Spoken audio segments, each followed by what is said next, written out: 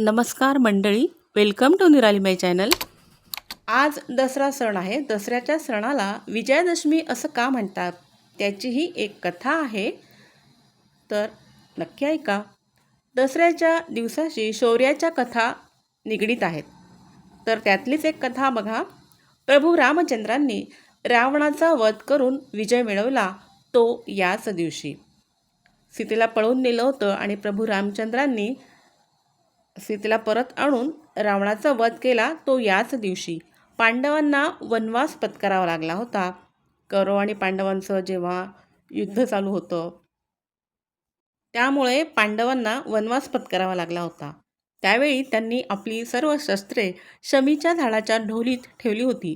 पुढे वनवास अज्ञातवास संपल्यावर शमीच्या ढोलीतील शस्त्रे काढून विराटाच्या गायी पळविणाऱ्या कौरवांवर त्यांनी स्वारी केली, त्यांच्याशी कौरवांशी युद्ध केलं आणि त्यामध्ये पांडवांनी विजय मिळवला होता, तोही याच दिवशी.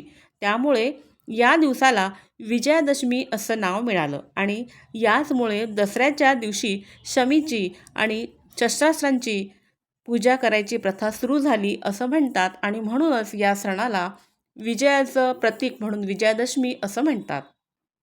विजयादशमीच्या आपल्या सर्वांना खूप खूप शुभेच्छा. Please like, share and subscribe निराली माय चॅनल. थँक्यू.